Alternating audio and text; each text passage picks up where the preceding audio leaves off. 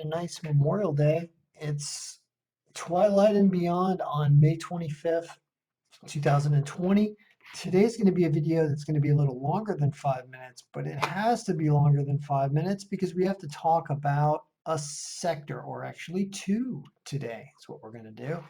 Talk about the communication services, interactive media and services, and the communication services, entertainment sectors of the Dow and the NASDAQ, and the different companies that are there. I have them sorted by their current price. I have some comments on them and notes, and I've brought them all into this top 10, but it's actually top 28, I believe we have here looking at right now.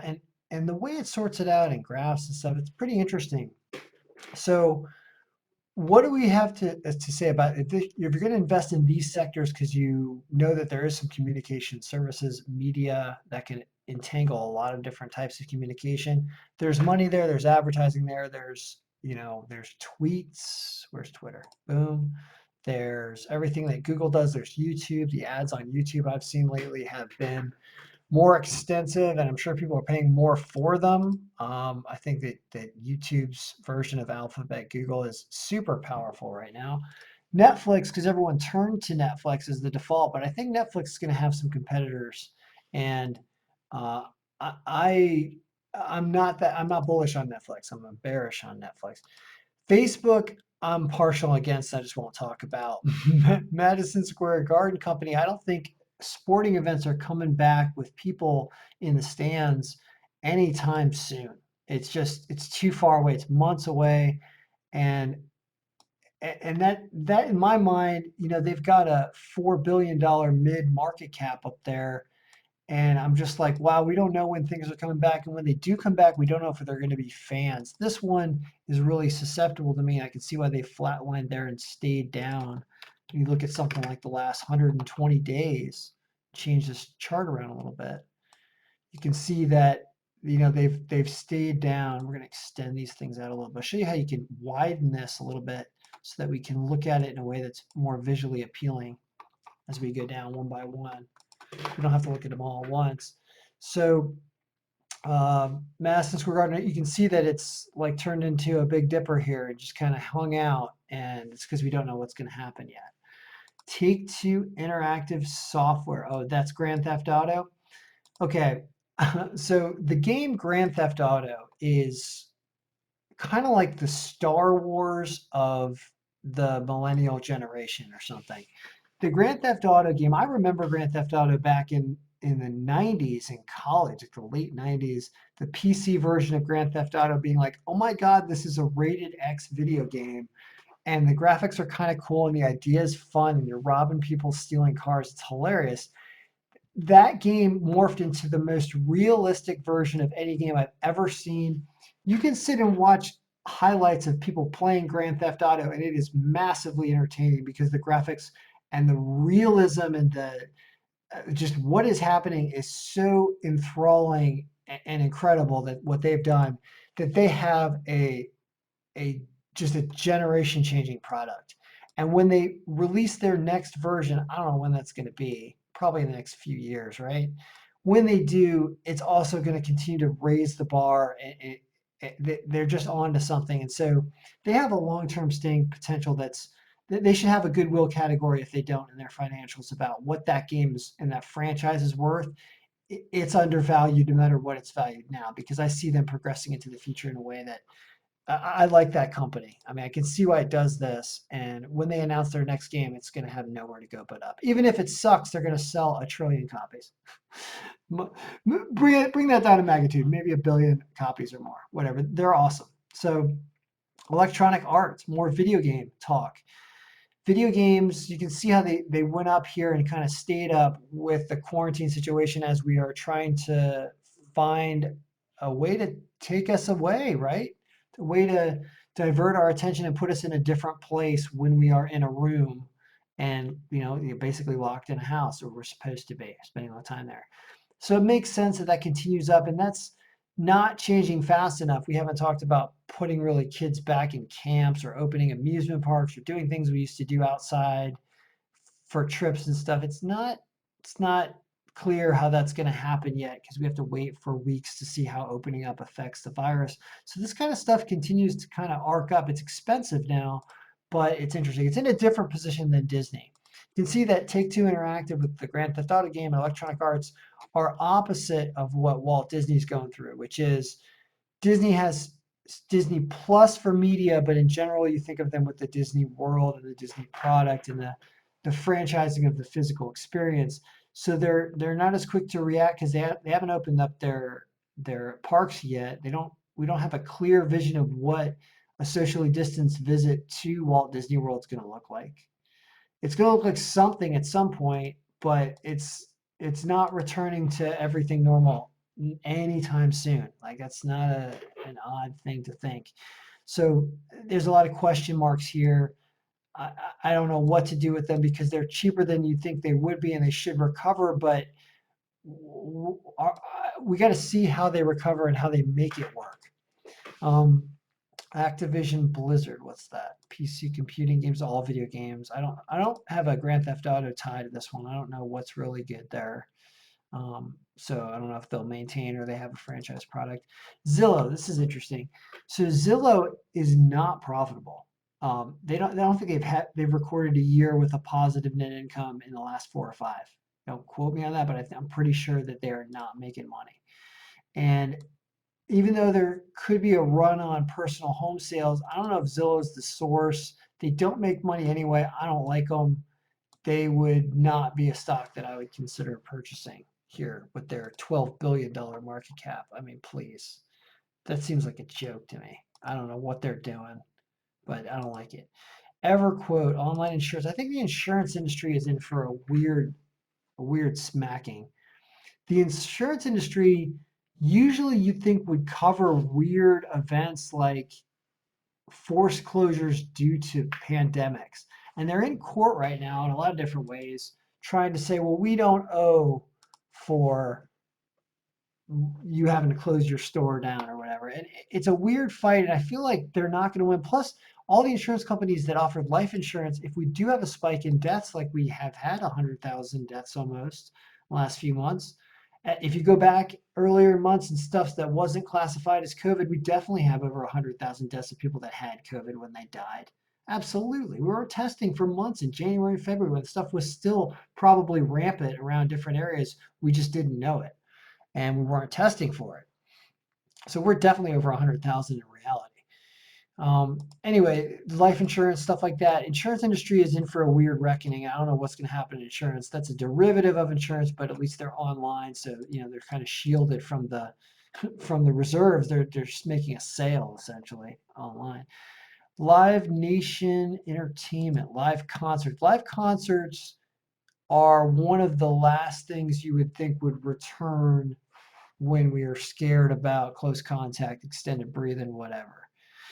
There's a weird double standard going on here because, you're not supposed to go,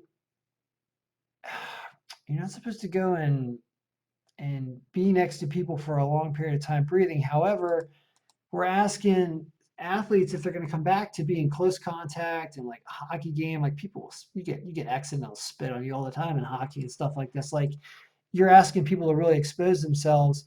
Concerts and headbanging and stuff like that, that sounds like a real exposure. I feel like it's one of the last things to come back. So I expect this flat line to continue, if not even go down, as we don't understand how this works and how physical large gatherings are going to work. We're too scared to do them right now. You can't possibly have them until you have weeks and weeks of testing and no real transmission or super effective treatment. So I don't like Live Nation there. World Wrestling Entertainment, they provide a lot of recorded video and stuff. So maybe they can run their events without as many fans, but if they're not coming to town, revenue should drop. They've went up a little, but then kind of flatlined. Another one that you're waiting on to see how the virus is going to react. Twitter is one that I really like. Twitter still kind of seems like a deal. I feel like it seems like a deal until about $35 a share. And the reason why is they have a ton of growth potential. We got an election year coming up. A main source where they identify people and they certify them as this is This is Barack Obama. This is Elon Musk, and they're right. Like you can't pretend to be Elon Musk and get on Twitter and get the blue check mark because it's not okay. Like they'll figure it out. And so they have something, and they're just going to keep getting more and more business and citations and their source. I mean, the president tweets all the time and expects it to be law, even though it isn't. He thinks it is. And he's at least it's straight from the chicken's mouth. So they have a lot of just unlimited growth potential, and they've turned profitable since like 2018. So I really like them a lot. Yelp, Yelp, good. I like to see them flat. I don't like Yelp. I like their idea, but I don't like the stories I've heard about them, like like their tactics on to try to get negative. When you deal with negative reviews and a negative review becomes very powerful and kind of what you're known for, like you go onto Yelp and it's only going to surprise you if you get something where you're like, oh my god, I found rats in my filet mignon when I ate at this restaurant. Oh my god, I'm never going to go there again. Something that sticks in your mind and is painful. They kind of offer to shave that stuff off for money. That was the claim against them. And I don't know what the findings were. I'm not going to accuse them of doing that, but just because I've dealt with people I know who asked me if I could get rid of Yelp reviews for them, and I was like, I don't know, man. I was like, you could respond to it and just talk about how you responded to it, I guess, in a thread. But crazy people are going to be crazy people, and if they're going to put stuff up, there's kind of you can't unhear or unsee that. I don't like them, so I'm staying away. I'm glad to see them flatlining. TripAdvisor, I looked them up and they were actually profitable. And I don't know if hotels are going to be as impacted as we think. I think there's going to be a lot of driving to places. I hear about people wanting to do road trips, renting like those Mercedes vans, that the converter vans or whatever, where you can kind of have a camping trip in them. TripAdvisor could still work. They flatlined. They actually have some potential based on what I saw on their balance sheet. So I wasn't that turned off by them. Reading International Cinema stuff. So we get into some things where we have some movie theaters and things down here.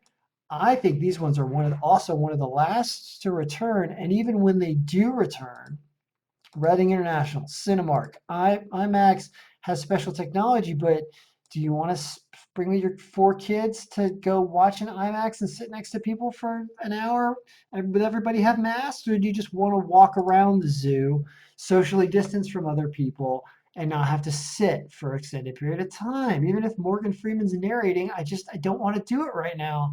So I see all these as in trouble. Marcus Corporation as well. They're all theaters. They have flatlined, went up. IMAX went up a little because they do have a special technology. Marcus down. Like I get it. Like why would you ever go back to the movie theater? I think they're all in big trouble.